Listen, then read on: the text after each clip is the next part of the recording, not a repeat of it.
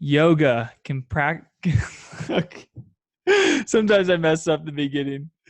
All right, here we go. Yoga. Can Catholics practice yoga in good conscience or can they not? Welcome, everyone, to Polycarp's Paradigm. My name is Eric Robinson, and I have an amazing guest with me today named Anna. Welcome, Anna, to the podcast. How are you today? I'm doing really well. Yeah, I'm great. I'm so excited about this conversation because your story is so unique and powerful to me. And basically, my understanding of your story is you got really, really into yoga, like almost as into it as you can possibly get on the religious side of things, like becoming even a Sikh.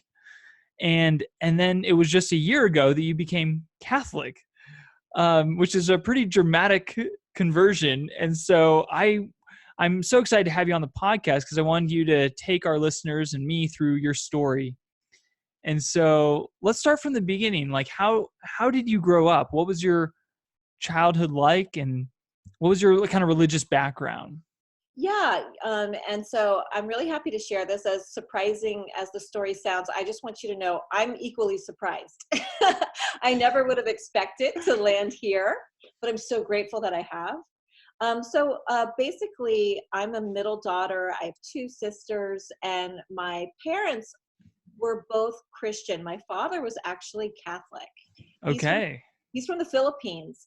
But whenever he came over to the United States, he totally assimilated. So we kind of just became Protestant. And so I have very few memories of going to like vacation Bible school. We would go to church, and then eventually we stopped doing that. And we had dysfunction in the family. I know it's like a buzzword, but we really did. There was a lot of like just stuff that wasn't dealt with. And the church, going to church every Sunday, fell away when I was quite young. And I was kind of like left on my own to figure out Hmm. the world. And so Yeah. that's kind of, I remember, you know what I learned about spirituality? Oprah Winfrey. Really?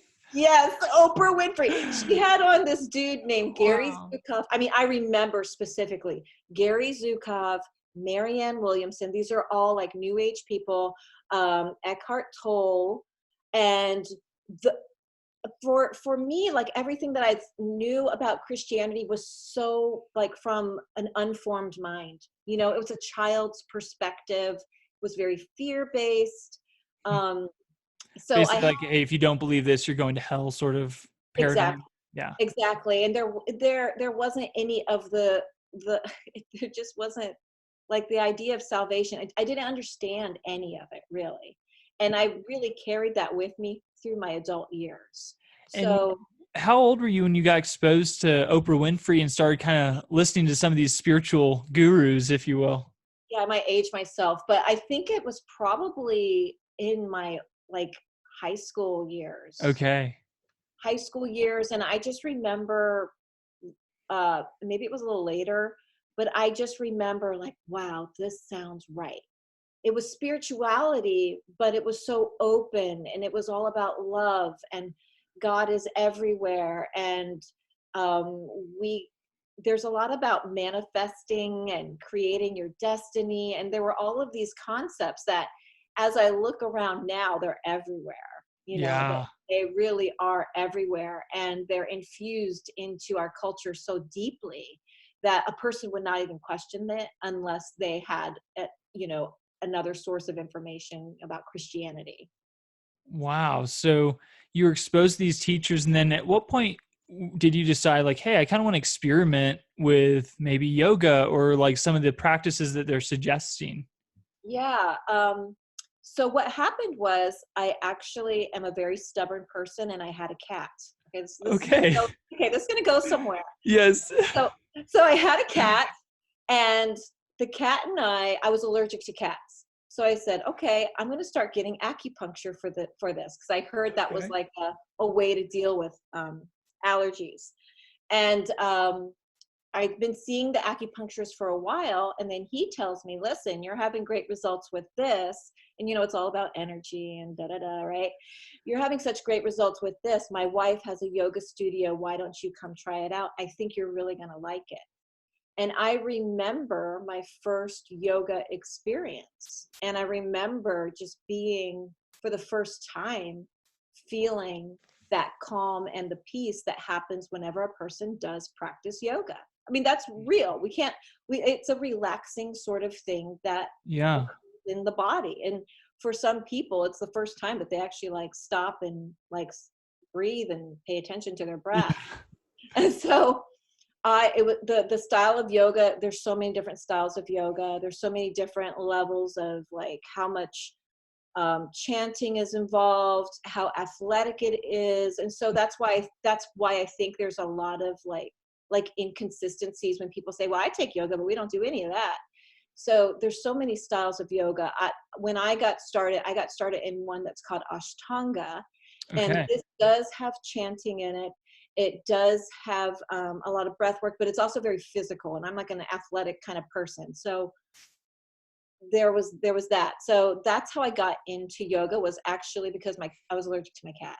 Yeah. I blame Wow. my cat, but So was that first yoga session? You mentioned there may have been some chanting and all of that, but you primarily went for maybe the exercise. Is that fair to say? no, I don't know what I went for really. I think I went for the energetic aspects of it, because Okay. Yeah. at that time I was still open to energy, and I believed in the whole idea of, you know, that very new agey kind of energetic discussion, you know, and where there was so much focus about energy. That has good Yeah. energy, that has bad energy, you know. So real quick, like what do people that talk about energy, what do they mean by energy? Like can you like elaborate a little bit more about energy? Yeah, I would say that the yogis believe that there is, you know, we have our physical body, but then we also have this sort of energetic spiritual body that has, you know, when someone's talking about your aura. And whenever I got into other different styles of yoga go deeper into that. But when I finally went into like what I would say is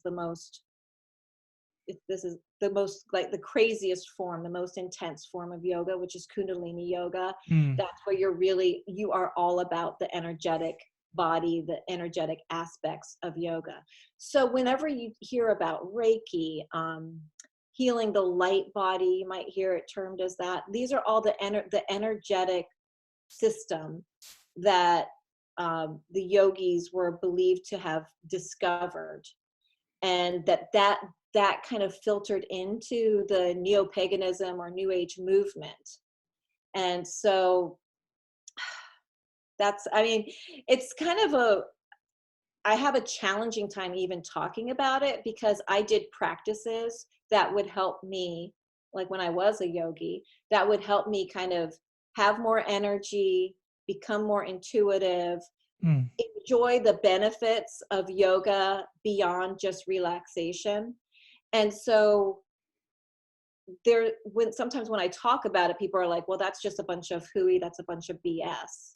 But Reiki and all these things touch into this sort of energetic or spiritual side of us that I would just say energetic side of us, if we had that doesn't get addressed anywhere else. And I think that is what I found so fascinating.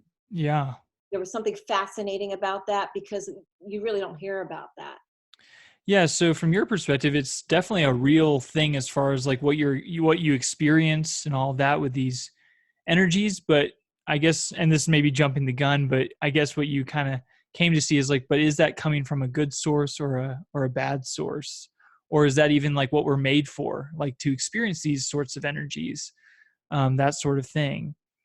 I don't know Yeah, where you're at on that right yeah. now with the energies. Kind of just to clarify, like I think there's like an energy skeleton that we kind of have, but that I don't think that it's necessarily from something else. But Mm. I think when we open ourselves up and start exploring it, we open ourselves up to other things. So Gotcha. I don't think that it's necessarily, I mean, can I say it exists? It doesn't exist. I really don't know for sure. I know I felt things and things happened, but I don't, like you said, I don't know, I don't think that we're meant to really explore that side of ourselves. If we were, there would be a handbook in the Bible that told us how to do these things. So I've found through my experience with yoga is that there's a lot of manipulation and the practices are really kind of like manipulations to get a result. And in Kundalini, that result it's almost like a cookbook. You can open up a book of the different Kundalini practices. They're called Kriyas, and say, okay, I want to have more intuition or better immunity or, more prosperity, anything like that. And it's almost like you can just open the book, find a Kriya for that, do the Kriya like a recipe, like a cookbook recipe, and then see that happen in your life. Wow.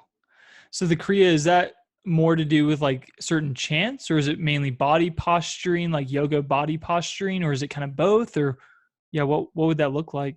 That could be a combination, and there's a lot of there's breath work as well. So all different kinds of ways to control your breath.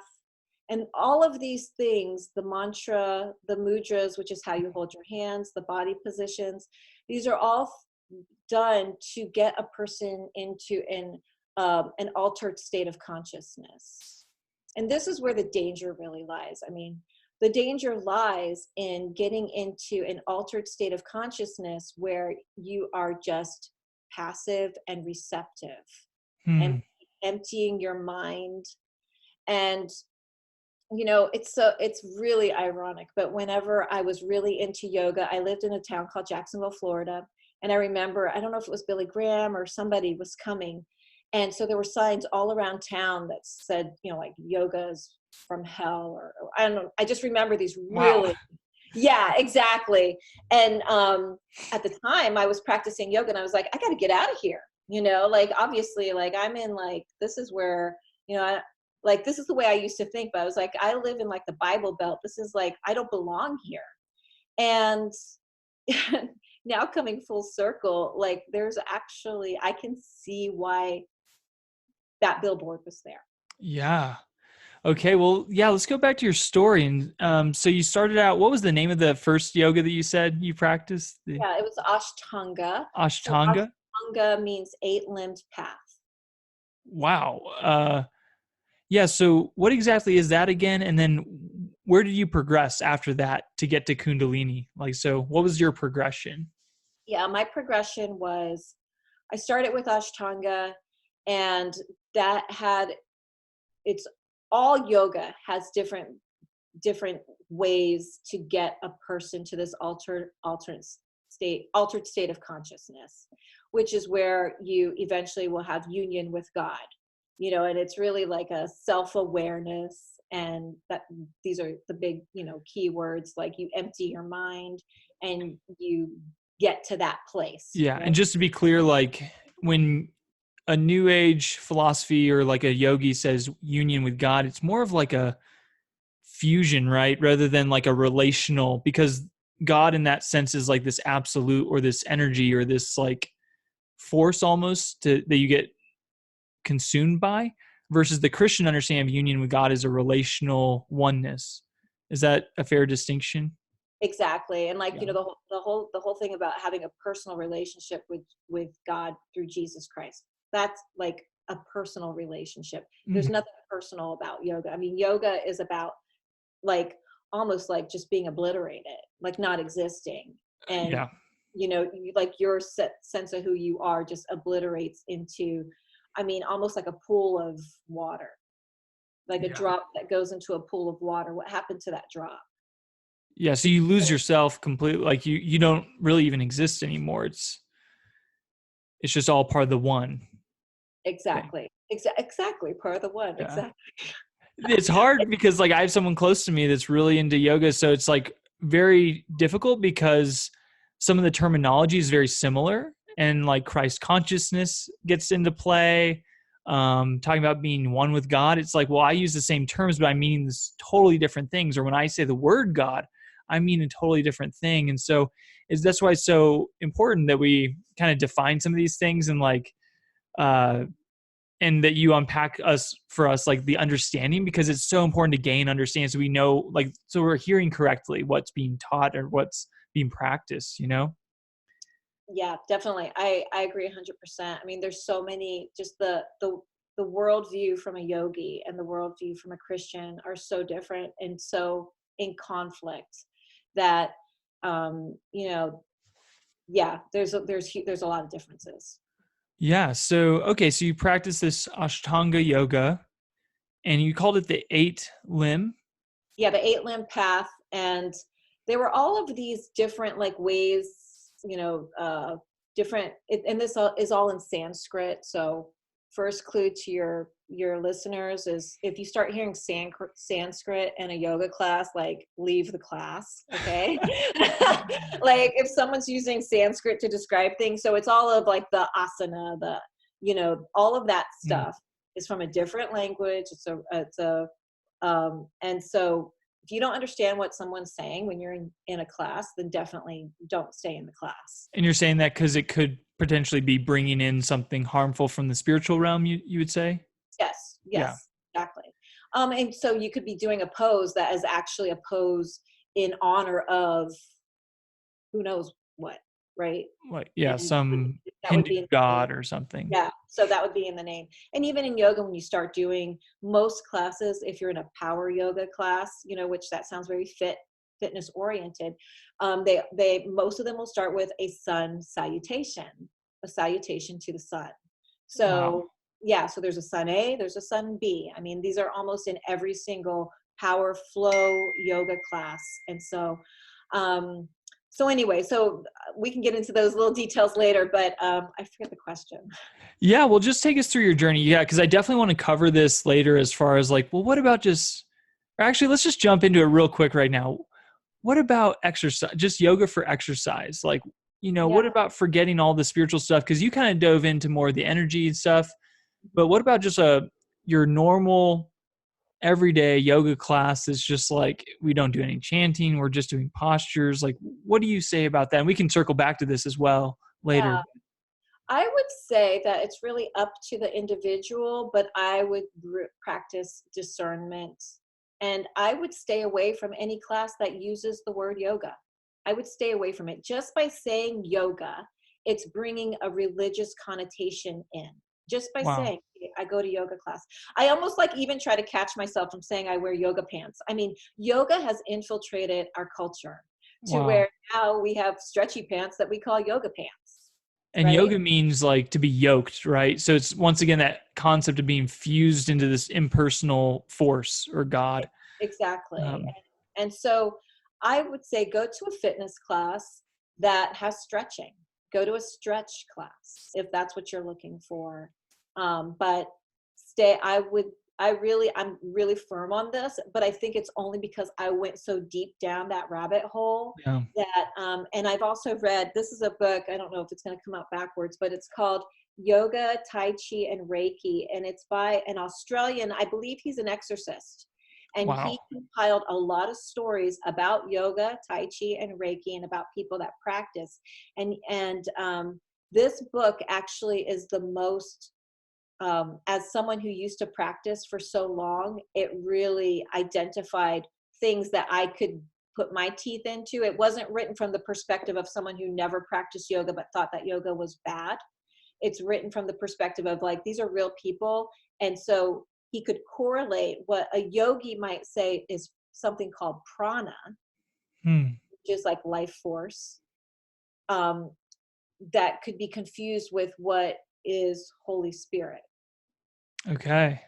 So there were like connections where I was just like, I think I did that, when I read this book. So this book could be a really good source of information for someone who has either knows someone going through this or is questioning it and Yeah. wants more information, because yoga, Tai Chi, and Reiki are very hot and very popular right now Yeah.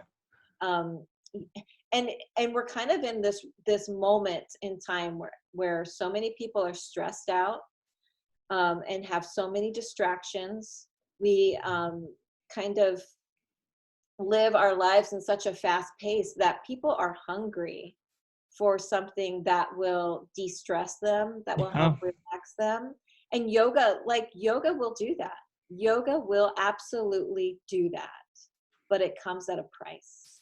Right. And there's other ways that you can achieve like less stress in your life, or Exactly. Christian meditation, there's prayer, those sorts of things. There's exercises, stretches, like you said, and all of that. And so, it's just interesting because the Catholic Church they don't condemn yoga as far as like explicitly saying like, don't do yoga, but it's very heavily cautioned against.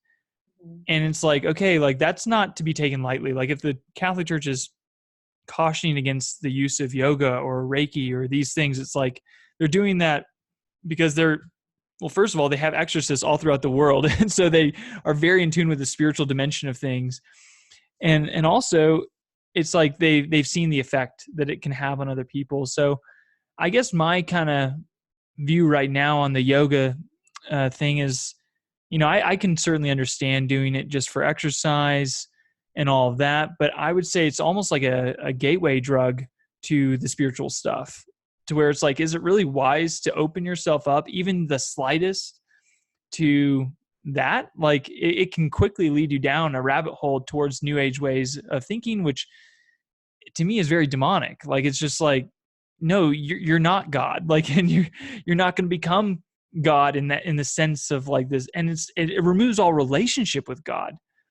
And so I see it as a danger to open up, even if it's done kind of from the perspective of, hey, I'm just doing it for exercise. It's like, yeah, well, it's like you don't know exactly the effect that it can have in you or where it can lead you. Um, and so, yeah, going back to your story, so you practice Ashtanga, the 8-limb way, and then how did that evolve to the next phase of your yoga journey? And feel free to comment on anything I just said as well. Oh yeah. Well, I totally agree with you 100%. It's a slow erosion. And that's what moms actually come to me a lot. Moms who have Okay. daughters who are getting into yoga.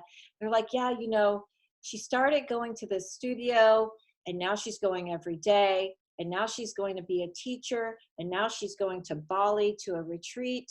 And she just doesn't want to come to church anymore.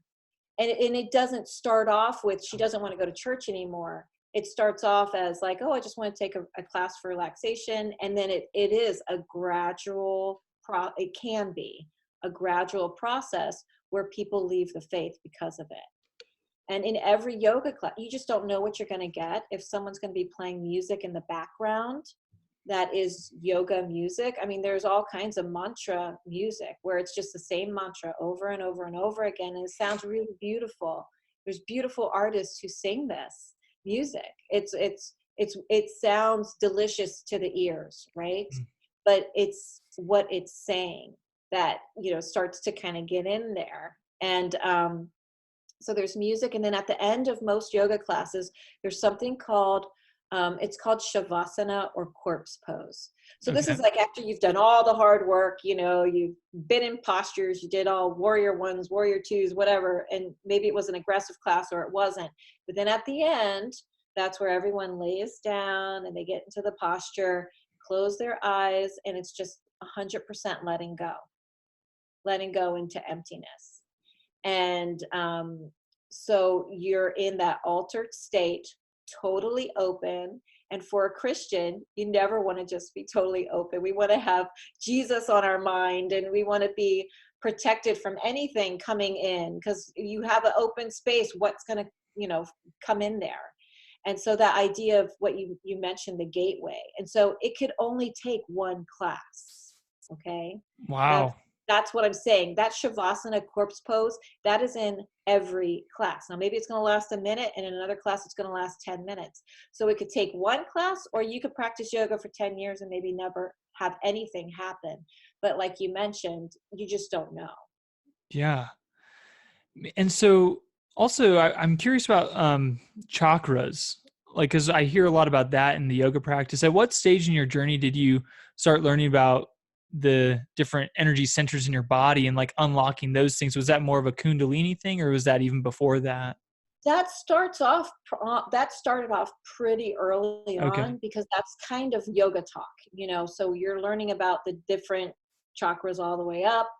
And then definitely, I also, so just like I told you, I was stubborn. I like when I do something, I go 100% in. It's like ridiculous, okay, in some Yeah. way. But I was really into this neo-paganism, new age movement. I was really into shamanism. And in shamanism, I learned energy medicine. And we also went into the whole chakra stuff. Okay. Okay. So it's really infused into the whole new age mindset and like what people learn. And it's coming from yoga. Um, and so part of when I did eventually get to Kundalini Yoga, which was probably the last like 5 years, which is where things really, I became aware of just more things that were scary about yoga. Um, and that's whenever we really went into just focusing more on the energetic side of things. But I remember, like, I mean, I co-led yoga trainings where I would bring my little pendulum and hold it over someone laying down and hold it over their chakras, and you could see the thing spin, you know? And so, and then you do something and then it spins the quote unquote right way. And so this to me was proof of something. Hmm. But I think we go back to the beginning of, our first part of our conversation, which is, are we meant to be diving into that stuff? Are we meant to be accessing whatever that is? And I don't think we are, to be honest. I really don't. Yeah. So did you become a shaman like before the Kundalini exercise of yoga? Like, and what does that mean to be a shaman, and what is energy medicine exactly? Yeah. So there's actually a training. I went through a training there was a doctor, Alberto Vioto, and I believe he was in San Francisco. And I was out in California by now, and had left Florida, went out to California and started to really explore a lot of this stuff. And I went to like trainings for shamanism and went to Peru. I was very much like, I don't, I was fascinated by the indigenous cultures. I mean, I went to a place in Guatemala, it's at Tikal, and this is like where the Mayans were. And so there's all of these like ancient sort of civilizations and the medicine that they practiced, and the Incas, and so there was like this fascinating aspect to it. And then also the energetic aspect of like feeling the sensations of what I was feeling. And but at the same time it's just such a um it's such a crazy time. It's such a crazy thing to like think back to, that I was so involved with that now. So you would basically like learn something, let's say about a certain way of energy healing or something, and you'd be like, okay, I need to learn that practice better. So I'm going to go to Peru where it kind of originated and live there for a few months. Like, was that kind of your mindset? Just like, I'm going to follow these ancient paths there? Yeah, it was very intriguing. There was always like, you're looking at like pride and how pride Mm. shows up, you know, I can definitely see pride in my yoga career or whatever it was, exploration. And I see pride also in that because, there's this, it's like having a curiosity that you just have to have quenched, and Hmm. you need to know more. Where does that come from? And so I would meet all kinds of people that were also on that same kind of journey with me. I explored becoming psychic, and that whole idea of having a knowledge or an understanding beyond what other people had was very intriguing to me. And so I explored it 100% of the way. Yeah. So do you feel like you were gaining almost power over others, like, or something you were tapping into that's like, man, if other people were just more enlightened, they would know about this, or man, like, I can't wait to, I don't know, was there some sort of, I guess, like you said, pride there where you're like just hungry for more and more spiritual power? Yeah, and for me, it was like I really wanted the ability to like know more than Yeah. I want to know more about my future. And a lot of this comes from, obviously I have huge trust issues. It all, like, I think it all goes back to like my childhood and what I, perceive myself to have lost or to be without. And so, like, I was really looking for love. I was looking for something that I didn't get in my childhood. And it seemed like this new age lifestyle, yoga, all of it somehow filled that hole. But what it really did was just create a bigger hole.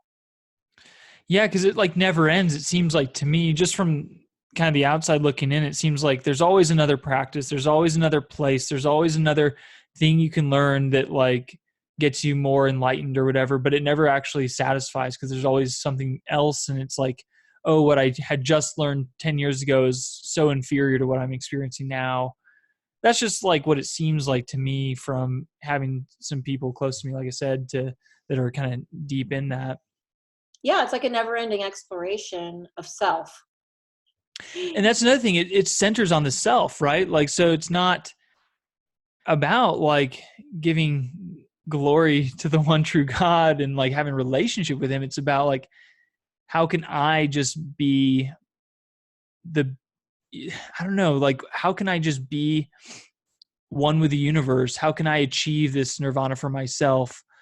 And some people do come at it with maybe a more selfless understanding of like, no, I want to learn these healing practices because I want to heal people.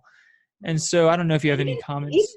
I think even that, even saying like I want to heal people, it's like, well, who are you to heal people? I mean, that's just, like, Yeah. I'm gonna decide I'm just gonna go heal somebody. I mean, it's just there's a certain amount of pride, and I can see it now, like by just even wanting to manipulate. Like I would do practices, especially in the later years, where I would hold a posture for 2.5 hours and do the chant. And I was very strong. Like I said, I'm a physical person, and so like I would force myself and like just bear through it and do it. And that's pride, like it wasn't about connection. It was about like just like getting to a split place mentally where you don't hear like all of the chit chat in your mind anymore. Mm-hmm. So my mind that would be like the only way that I could like kind of chill out. It chilled me out so much. And that's actually part of the problem with with some yogis, is they're so chilled out that it wasn't until I really like started to see what Catholics do. Like Catholics care when someone is struggling, when someone is hurt. For a yogi, it's like karma. It's like, oh, we don't know what those two people are playing out, victim and the perpetrator. We don't know what actually happened between them. So if there's abuse going on between them, that could be karma playing itself out. We don't know. We don't get involved in that. And so there's a certain passivity that comes from getting to this altered state of consciousness, to where, anything goes, everything goes, and I don't have to get involved because it's really, God is everywhere. Yeah, and what was your perspective on like evil, like rape, or like something that's so blatantly obvious that there's evil in the world? Like, what did you do with that in that paradigm? Yeah, it's really, that's actually been a huge shift, a huge just paradigm shift for me. Was this idea of good and evil. I never really believed in the devil. I didn't believe that there was Satan. I mean, I did when I was like, 5 years old, but as when I was in the yoga world, it was just more of like, it was karma. Things had consequences. And it was a matter of there was so much chaos that was growing within our world that eventually we would all get enlightened, and we would all have, they call it critical mass, you know, like people would reach a critical mass in their level of consciousness. And then that's when there would be a shift in our our societies, you know, to where we would like kind of like level up, you know. To the next dimension.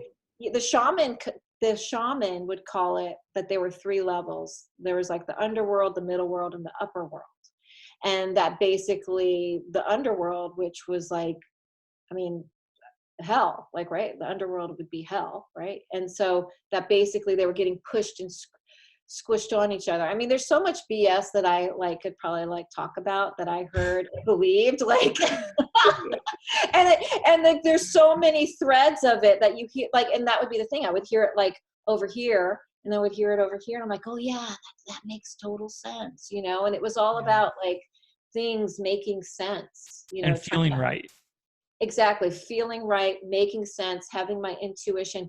I mean, I was so, I can't even tell you, Eric, like I just want it to be so intuitive, you know, and have like, Yeah. you know, like this awareness. And, you know, I'm not really quite sure where that came from. I guess I thought that was like a powerful thing, and, you know, something that was, you know, made somebody better than somebody else. And now, you know, I have done Kundalini Yoga so much. And all of the yogas work on your central nervous system in some way, but I've actually like done something to my central nervous system that where I like, you know, like my hands tingle a lot, my feet tingle, I have weird sensations in my head. Like I basically, when I did yoga, it would like do something. You were like pulling energy up to go here, which is like what they consider the sixth chakra, which is where your pineal gland is, or pituitary. I forget which one, pineal pituitary, but you're basically trying to like activate that. Mm. And so now I have constant throbbing in that area of my body. Wow. And I know I wouldn't have that if I didn't like spend out years basically trying to do that. So you know, there are ramifications, you know, after practicing for so long. Yeah. And so once you got into Kundalini, um, you then became a Sikh. What is a Sikh, and how did you become one, and like why did you do that? Yeah. So good question. Yeah. Why would you do that? You know, okay, so What is that? Why would you do it? yeah, so Sikhism is like probably the fifth largest religion, and it kind of is a hybrid of many religions, from Buddhism, Hinduism. There's even some like Muslim in there, and some Christianity. Think of it like if New Age people had a religion, this could work in some ways, because it was Okay. like like everyone's praying to the same God. So there's sort of like let's all get along, and let's all just say we can all accept everyone's, you know, that everyone's praying to the same God. So you make friends with everybody when you say that, right? Yeah. Rather than saying that my God is the God, you know, my God is the way, you know, that's going to have a different effect. So but anyway, this religion is very young. I would say it's like within like about 500 years. And there was a guruship that got passed down to 10 humans. And then the actual guru now is the Guru Granth Sahib. I might be saying it wrong. Some of this stuff just like left my mind, by the way. Like I can't remember all the details. So anyway, how did I get involved in that, right? Yeah. The yogi, so back even as early, I believe, as the 20s, but definitely in like the 60s and 70s, a lot of yogis came from India over to the West, to the United States and to Canada. One of those yogis was named Yogi Bhajan. Yogi Bhajan was a Sikh. Hmm. So if you go to India, most of the people that are Sikh do not practice yoga. Really? Yeah. Okay, so this is like kind of what's weird, because you have the Indian Sikhs who do not practice yoga. You have the Western Sikhs who do. And the Western Sikhs are the ones who followed Yogi Bhajan, who came over from India. And he is the one who kind of like put these two together. So because he was Sikh, what would happen is people would start learning from him, taking his classes, having improvements in their life or whatever changes in their life. And so then he would actually help people convert to Sikhism. So when I was going through this, and I have to tell you, I'm still so like close to it. I think, if we were to have this talk 20 years from now, I hopefully would have some more insights into why I did what I did in my behaviors. Okay. Yeah. So I am still pretty close to it. It just happened, a few years ago. But I was really into Kundalini at this time. There are two really big sessions or retreats for Kundalini Yoga. One happens in New Mexico in the summer solstice. One happens in Florida for the winter solstice. And I was at my first one in the winter solstice. And this is where you're practicing yoga, you're eating the diet, you're waking up before sunrise to go do the morning mantras, which are like, it's like a 2.5 hour dealio, so I was like immersed in it. And also they had the temple basically for the Sikhs. So the Sikhs wear white turbans or different colored they wear turbans, and they follow the Sikh practices.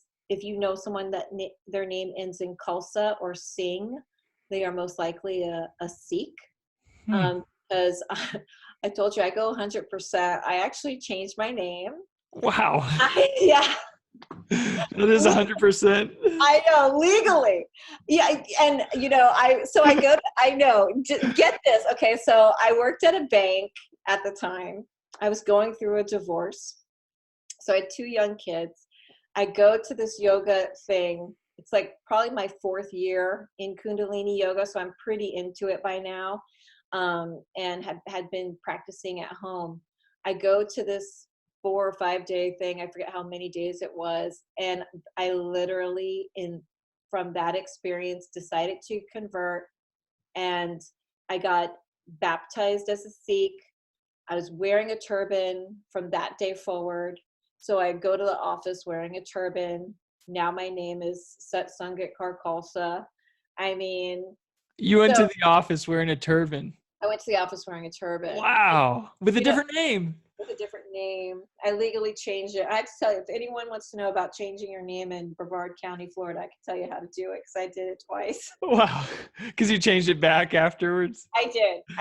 I changed it back when I converted. And, so yeah, it's just crazy. What is the ceremony, if you don't mind me asking, about like what baptism of a Sikh? Like what name are you baptized in, or like how is there water involved? Like what is baptism as yeah, it's it's a lot of like I don't know, I want to say confirmations of like you say, yes to the things that you're going to believe. There's okay. 5 Ks that you believe, and I'm going to mess up the K, but there's like Kesh. These are all like words in I think it's called Gurmukhi, but a different language basically. And you agree to it. And the guru, gosh, what's his name? See, I forget all the names and stuff. It's crazy, but it's about the guru, and I'm forgetting his name. One of the gurus is kind of like the one that it's not like you don't see the gurus as a god. They're more like messengers, I think. And so, but there are 4 or 5 other people that were receiving the rites or getting baptized as well. There's about 5 people kind of running the show, and you go in like 2:30 in the morning through this ceremony, and they do eventually like pour some sugar water stuff on your head. Okay. Wow. So, and after you became a full-fledged Sikh, I guess you continue to practice Kundalini Yoga, and like, how did it develop? And then like, what would you say was kind of the peak of your, like, this is the furthest extent I went? And at what point did something change where you're like, maybe this isn't right? Or maybe, I don't know, what was the first inkling of like a turning away from that and turning towards the Catholic Church? Yeah. So I was really into it, and eventually went to started going to a certification, which I lived in Florida at the time, recently divorced, and started going up to the certification from one of the really big teachers. His name's Mahan Rishi, and his wife, in New Jersey. And I would go once a month up there.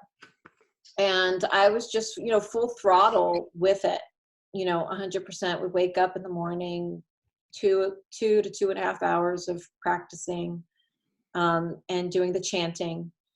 And I would say that, like, this is so, and like, this is why I say, like, in 20 years, I might understand what happened more. But I would just say, like, just energetically, just things started to, like, show up. Like, I felt Mm. like there's, like, more, like, astral type of stuff. And, like, I'm not the type of person, even then, like, I don't want to talk to dead people. You know what I mean? It's like, that's not, like, I don't want to channel and talk to dead people. I never was into that. Like, that to me was, like, super duper creepy. But I felt like I started to have these, like, I know, like, seriously, wasn't my thing. Thank God that was not my thing. You know what I'm saying? Because Yeah. that is, like, you are just, like, talking to demons. So, but I start to have these, like, weird experiences, like, energetically, and more of, like, this, like, astral realm type of stuff. And at the same time that was happening, I found myself having these weird experiences where, even though I was, as a Sikh, I wanted to be closer to God. Like, I was seeking God, I Yeah. was seeking God in the wrong place. Okay. So, like, looking, like, still back from, like, my childhood, looking for love in all the wrong places. Yes. I know, I was seeking God, but just in the wrong places. And I was, like, willing to go through whatever I had to go through to Yeah. find, and so I remember starting to have these weird experiences where, like, I was driving home from work, and I had a very long commute, and I would just get angry, and it was almost like Tourette's was taking over me, and I would just start, like cussing at God, literally Wow. cussing, like, in the car. And I'm just like, after it happened, like, it felt good to do it, and then after it happened, I was just like, what was that? It's Where'd like, that come from? yeah, where'd that come from? Yeah. And, I had a very strong practice, yoga practice. Um, and then other things start to happen, like, where I saw this show about another yogi, or, like, yeah, he's a yogi. His name's Osho. And Osho, in the New Age world, is very wise, and has all of these, like, writings and books. Well, there's a documentary on Netflix about Osho, and when he came over to the United States and kind of started a cult on the West Coast, where it was getting really ugly. There was conflict between the community he created and the existing people that lived, like, that were, like, ranchers. And so anyway, I started watching that, and there were also all of these stories about Yogi Bhajan that just didn't line up with, like, what a good leader, the qualities a good leader should have. And so, like, there were like a couple things happening at the same time. And then I had a friend who, during the time that I knew him, he reconverted to Catholicism. And somehow he also has a podcast. So I was listening to his finally one day, I was just, like, listening to his podcast, and I was like, oh gosh, he's just going to be going off about Jesus. And I was like, poor guy, right? He doesn't get it. I know. And so I listened to that, and I was just so, I don't know I can't even describe what it was, but something inside of me was like, I was mad at him. And I was like, okay, so now, like, you're following Jesus, so now what? We can't be friends anymore. You think I'm going to hell? Like, what do you think about me? And, like, where do I fit in if you're going to, if you're Mm. not Christian? As far as where do I fit in the scheme of, like, I just felt like, obviously, we couldn't be friends anymore or something. I don't know. Or that he'd be judging me because I'm not Christian. So I had all of this baggage from, what I thought Christianity was about. And that baggage obviously showed up. So anyway, it just started a very long dialogue, and he, and there were just a lot of like emails that we had going back and forth. And eventually he kind of recommended that I read a book. What was it? The one by C.S. Lewis. The Screw Tape Letters? Not that one. Mere Mere Christianity. Christianity. Okay. And I remember it was like June. By this time, it's like my yoga training went from like October to September. By the time I actually picked up that book, it was like maybe like July 4th. I just, for whatever reason, remember it was like, so it's like kind of getting towards the end of my yoga training. And now I'm looking at Catholicism and Christianity. And so I started reading that book, Mere Christianity. And then I watched on Amazon some show that, I mean, it was a show about Matthew. It was the book of Matthew, where maybe it was like 5 different 2-hour long things. It's Okay. like the 80s. And Jesus is like depicted like so friendly, like he's like smiling and happy, and you know, it just was against like all the way that I had like experienced, you know, who Jesus was. But he was just so friendly and caring and loving. And there's a part, you know, like how, so the show, it goes by verse for Matthew. And then the actors are acting out what's the verse, and so there's parts where Jesus is going to find his apostles, right? So he goes to get the fishermen, and then I just remember there's this one scene where it just closes in on Jesus's face, and he's just like, "Follow me." And I was just sitting there, and it was like I felt it in like my heart. Wow. It was crazy, because I had every reason why I could not become a Christian. Every reason. Mentally. It was just like, no, I can't do that, because then, oh, you can't do that, and you can't do that, and that's wrong, and that's wrong. And like that's all I saw was like the reasons why I could never be a Christian. And so I will never forget like that moment where I'm watching this TV show, and he's just like, "Follow me." And something inside of me was just, yes. Like, that's literally how it happened. Wow. That's awesome.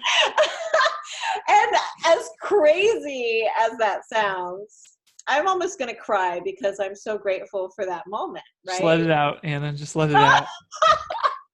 It's okay to cry on Polycarp's Paradise. But like, in that moment, it's so simple, because I was like trying to figure out all of these answers, and trying to figure out, well, what about this, and what about that, and this and that, and this and that. And it was like this mental thing, when it really, that's the question, you know, are you going to follow me? And then I was just, yes. And so from that point forward, you know, it's not been the easiest ride, for sure. You know, there's a lot of things that I'm still learning as I learn how to live the Christian life, to surrender, to have, to what's it called? Whenever you're to sacrifice, like just all of the virtues, like there's so much depth to Catholicism. Right. But when it comes down to it, it's just, that's the question. And, you know, my answer is yes. And so I know I'm going to make mistakes as I keep going through. But I'm okay with that, because, you know, I know that God is with me now. Yeah. And he's not he wanted me. Yeah. And he's not just this impersonal force to connect to. He's a actual Trinitarian persons, you know? So what happened, like, so was that 2 years ago that you heard that call, "Follow me," from the video? Right. Yeah, that was. And so at that time I was still trying to make yoga work with it. Okay. So I signed up for RCIA, and that starts in September, and it runs through till, you know, the Easter Vigil. So here's the ironic thing, like my yoga training was going to end in September. And the very weekend that RCIA was going to start was my last weekend of yoga training. And I had told my director, hey, I'm in this yoga training and I'd like to finish it, but I also want to do RCIA. And he was like, okay, you know how there's like ambiguity around yoga. So he was like, Yeah. okay, yeah, sure, you do that, and just come next weekend. And so I remember the week leading up, and I still was feeling uneasy about it. And usually when I would go to this yoga training, I would leave on Friday and I would come back Sunday night, and it was very quick in and out trip. But I'd fly up there because it was up in New Jersey from Florida. And on a Thursday morning, I was driving my kids to school, had dropped them off at daycare, and then I had a kindergartner at the time. And I remember getting to the stoplight that was pretty close to where I just dropped them off. And it was almost like I started to see these little like floaters, like, I don't know if you ever had this happen, like where you just have like something just cross your plane of vision, your field of vision, right? And what happened was I'm at this stoplight, and like there was like floaters. They just started to like so many of them that I literally could not see if I was just looking straight ahead. And I remember I was like, if I tilted my head like this, I could kind of see, and my eyes were like kind of like watering up. And I was like, what is going on right now? This is crazy. Yeah. Like I've got to get home. And I lived like about maybe 10 minutes away. And so I was just like, what the heck is happening? This is like, I had no idea. I never had that happen before. So instead of pulling over, which I probably should have done because I had a hard time seeing, I ended up like driving all the way back to my apartment. I almost missed the turn for my apartment. And by this time I'm getting like really disoriented. I came up to my apartment, and I remember picking up my phone, and I was like, what is going on? Like I just kind of like lost touch or something. And I remember going onto Facebook and just trying to see something on Facebook that made sense to me, because like nothing was making sense. I know it sounds kind of weird to go to Facebook for something that makes sense. Facebook, help me make sense of the world.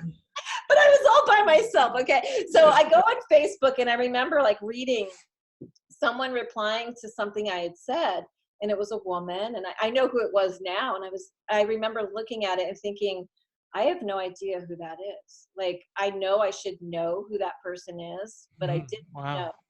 So I ended up laying down on the sofa, doing some deep breathing, and eventually came out of it. And when I came out of it, I knew, I don't know how I knew this, but I knew I had to make a choice. And the choice was yoga or Jesus. And that moment, I decided for Jesus. I emailed my yoga teachers, and I just said, hey, I'm not going to be coming to the training this weekend. And I ended up starting RCIA that Sunday instead of missing it. And Wow. I've never looked back. Wow. so That's so awesome. And you yeah. were about to be you were like 1 week away from being certified as a Oh yoga yeah. instructor for Kundalini, or what was the certification for? Yeah, it's a Kundalini certification. And you'd worked Very, almost like a year for this thing. oh yeah. One It week was away. very, very expensive. Very But then expensive. but I realized, and that may not make sense. Like, well, how did you come to that decision? All I know is that like I was settled once I made that decision. It was, like it was fine, from that point forward. Yeah. And I think part of it is, God had to get my attention in some way. And I'm, like I said, so stubborn. I will just keep plowing through something. But I wasn't meant to finish that certification. Wow. So, Yeah. and they kept coming back to me, giving me opportunities to finish it. They actually said, oh, this teacher is Catholic, and she says you can do both. At that point, I really had dived into the yoga life, and I'd started a business where I was teaching meditation. I had landed a pretty long contract with someone, and I had to stop it, because Wow. I just start to dive deeper into it. And while some people may feel very ambiguous about, can you do yoga and meditation? And that's what I was getting. I was like, well, something about it doesn't feel right. So I started to really search, because I didn't think it was right. Something inside of me felt uneasy about it. And I had Wow. to I had to get the answers to it, and that's what's led me to where I wouldn't I would not recommend it for someone who's it's a huge conflict, I believe, for someone who's Christian Yeah. to practice yoga. And mainly because it kind of can open you up to the demonic, Yeah. you would say? Yeah, it can open you up to the demonic and take you slowly or quickly away from your desire to be close to Jesus. Wow. And it's just not worth risking that. Yeah, right. I love it because it was such a clear call. And also it seems like the Lord really worked through your intuition. He's like he's convicting your intuition to basically say like, I'm not going to make you feel right about this other direction. I'm going to make you, and so it's interesting that even your background trying to hone in that intuition, finally like the Lord like, all right, you want to just use your intuition? Let me show you. Yeah, exactly. It's really like a beautiful thing, Yeah. and I think I forget what I was listening to where I recently heard like, that he will take whatever situation and he could change any situation, for his glory, for his, and so even something where I was like, I was so steeped in that stuff. I mean, I had idols. I mean, was around me for so many years. Think over 2 decades. I You went had an back to, elephant in the room, so to speak. Like yeah, the, exactly. The elephant and the Buddhas. And so part of this is like, I did hook up. I mean, and it wasn't an easy path. I hooked up with, I started going to the Avila Institute and taking courses and started taking courses on like angels and demons, because there was just so much. I just felt like I needed to know, like, how can I tell what's happening? I felt very like, I just didn't know. And so I wanted yeah. to find out more about that sort of spiritual side. And also I was like worried that I was like possessed or something. Like I Yeah. really felt like I had opened myself up to so many things and I just didn't know, and I felt, because I felt like I had opened up my own intuition so much that there's stuff flying through there that I don't even know what the heck it is. Yeah. So, and so, um, and so I really needed to like get help for that and find answers. And there is help for people who are really steeped in New Age. I start to work with a woman named Susan Brinkman, who happens to be out of Pennsylvania as well. And she was in New Age for a long time, and she reconverted back to Catholicism. And she's like, listen, I'm gonna tell you what you need to do. It's just like 3 things, and I want you to know that it took me 10 years to figure this out. So I'm saving you, because it is What so. are they? It's such a rocky path. This part of it is, okay. So even though I was baptized, and I started talking with her after I was baptized and Okay. confirmed.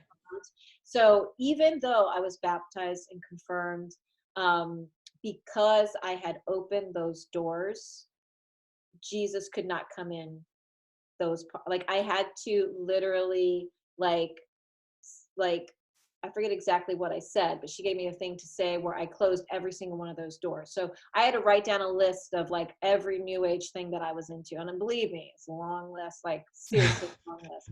And like, I don't know if you're gonna like this part of the story, because like there's some stuff that happens. I'm just like, I couldn't even make this stuff Hey, up. just share it. We'll see what Okay. happens. So I'm talking with Susan, and she tells me, okay, here's your next step. And when you're dealing with somebody, I think you're dealing with someone where they're in this like vulnerable state, where they've opened doors, and you kind of don't want to force them to do anything. I think they need to choose where they go. They need to choose Jesus. They need to choose God. They need to choose it. We can't push them into anything. And she was very, very open with me. And she was like, okay, listen, this is the next thing I want you to do. I happened to, when I had the conversation with her, I happened to be in Seattle of all places. So I was in Seattle, and she tells me, okay, you need to go to confession to a priest, and tell him this list of things that you've done and ask for forgiveness. Basically have a, so even though when I was baptized, it washes all your sins away, you still have to do this. And so And that makes sense because, like, we do have, even though your sins are forgiven, you still have concupiscence, you still have that inclination, you still have these wounds that opened you up. And so it makes sense that there would be a gradual healing as well, even after yeah, baptism. Maybe yeah, not necessarily needing forgiveness for those sins because you already got it, but maybe for right, your own sake to have that space to close those doors. exactly, yeah. and Yeah. and and so I think there were prayers that she had me do before I went to see the priest, and I don't know if they were like deliverance prayers, but I was visiting a friend who had an Airbnb, and this the people that owned this Airbnb, they had all kinds of crazy Hindu gods, statues, like freaky, intense stuff. Like the kids were afraid. And I was just like, oh, this is just really apropos that I have to like declare this here, you know? And now I have such I wouldn't say it's like I don't despise those statues and all that stuff, but I do in a way. Like I don't want to be near it. I don't want to anyone Right. near me. But I just found it so ironic once again that I was surrounded by that sort of evil sort of presence, but still kept very safe, in Christ, Yeah. and then I did go to a mass in Seattle, and the priest he was so kind to me. Wow. He told me he was going to burn that for me that night, and he Burn, was burn what? burn the paper that I'd written all the stuff. Oh, nice. He was going to burn it for me, and so anyway, so she really helped me with that, and I was just like last 2 months ago visiting an old house I used to live in California, and going through boxes in the garage, and there was still more of that stuff in there that I'd throw away. 2 weeks ago, I'm cleaning my apartment, and there was this old picture that I had gotten from Peru that had Pachamama on it, you know, Wow. and I was just like, wow. Like, so getting all of that stuff out is huge. Getting all of that stuff out of my house, my apartment, because I was in it for so long. And Yeah. there's times when, we repeated mantras, over and over and over and over again. There's times when a mantra will come into my head, and I have to like literally like just be like, shh, Yeah. cut it out. Or my hands want to go into a certain mudra, so I just have to, just have awareness, and just I I I I like to go to the Hail Mary whenever that happens, and just kind of refocus myself. But I don't think this is something that most people are going to experience, but I was in it for so long and had gotten so deep into it Right. that I am very much like stay away from yoga. And I think I mentioned to you, I see yoga everywhere now. It's so pervasive in our culture. Yeah. And it seems like it's preparing people to be open to a religious delusion of some sort in the future. In my perspective, it just seems like it's opening people up to more of a universalist way of thinking. That, hey, it's all right, everything's okay. Like, we all worship just the same thing. We're all, it's all good. Um, so I do see danger in that as well. And I'm reminded in the book of Acts where Paul's preaching, and the people were, really into witchcraft and like had all these spells and spell books. And when they turned to follow Jesus, they burnt those things. They gave it Yeah. all up. And so praise God that you not only had your conversion, obviously partaking of the sacraments, but also going that extra mile to burn these things up and to really just shed all of the things that would even possibly keep you from intimacy with Christ. So I really commend you for that. And so, yeah, what has been your experience of partaking of the Eucharist, and or maybe praying the rosary or spiritual practices since becoming Catholic, which has only been a year ago that you became Catholic, which is incredible to me. And so Yeah. what has it been like? Obviously you took us through like the repentance and that sort of conversion, but what has helped you to fill the gaps, I guess you could say? Yeah, I think really the just participating in the sacraments, reconciliation. Had just some huge healing moments through that. Wow.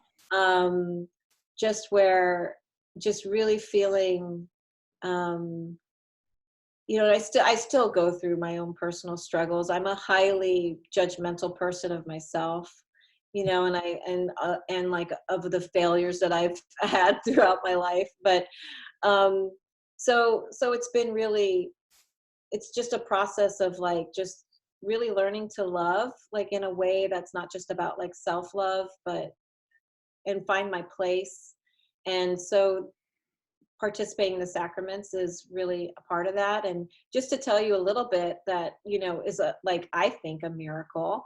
I have two daughters. Let me show you a little picture. Little two daughters. Oh, nice. Little daughters, right? So I have Yes. Layla and Kira, and I'm divorced now. Okay, and my ex-husband, he's more of like a spiritual, not religious type of person. He goes out and he surfs, and that to him is spiritual. That's his spirituality. And even though he did go to Catholic school, and his mother is Irish Catholic, believe it or not. Well, after I was baptized, I was like, I got to get my kids baptized. Like, seriously, this has to happen. Yeah. Like, I need to do that. And so once I was baptized, I just started to like plant the seed with him. And I remember the first time I talked with his mom about it, because I knew she was Irish Catholic. She wasn't really practicing, but I know she does sometimes go to mass. And she seemed like okay with like the idea, like that she would like it. And so then I brought it up with him, and I was just like, yeah, what do you think about getting the girls baptized? And the first time I asked, no, don't feel comfortable about that, not at all. And then I started to tell my friends and ask them, hey, can you please pray? Can you please pray for my daughters to be baptized? And I talked with his mom again. And then when I asked him maybe a couple months later, he was more open, and I was just like, yeah, I think it would make your mom happy. And, he was like, Ah, yeah. And so, believe it or not, October 27th last year, my daughters got baptized into the Catholic Church, and wow. my ex-husband held each one there, like as they Praise got God. involved. And so now it's all about like their catechesis. So as I'm learning, I'm trying to teach them. And Yeah. it's really like, especially with what's happening in with the virus and everything. The other day we did a decade for the people that are suffering Hmm. um, from the virus. And I pray with my girls. They, on the flip side, he's reading Harry Potter to them before they go to bed at night. And so, so it's like there's these two different worlds. But I just think it was a huge miracle that Yeah. because I needed his consent for them to get baptized. Yeah. And this has been awesome. So just to wrap up, what would be your final comments towards, number one, someone who is just deep into it right now and just thinks like, no, I'm enlightened, like I don't need to listen to this. I don't, what would be your advice? Like, what would be a question or some thoughts that you would say, hey, have you considered these things?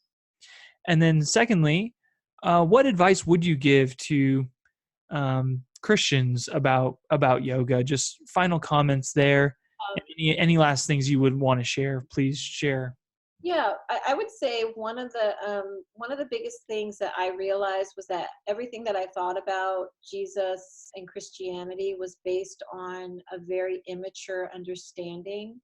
And once that I became aware of that, that really helped to open my mind. So I think I don't think that someone is necessarily going to start asking these questions on their own if they're already going down that road. And that's why I think it's really important for if you are a Christian and you have someone in your life who's going through that, to just talk about it, at first casually, and kind of let the other person in some ways lead the conversation, but to really just to open the conversation up, because there were a lot of lies that I had believed.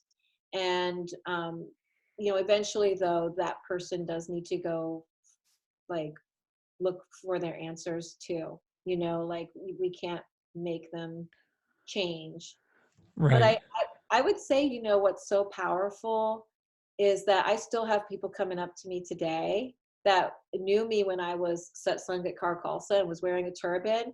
And people will still come to me today and they say, I was praying for you. I was praying for you.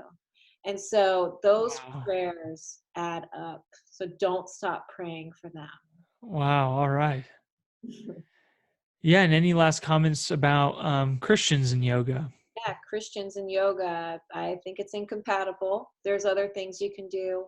Um, and I would suggest there's something, if you're for Catholic people, they can do Pietra Fitness.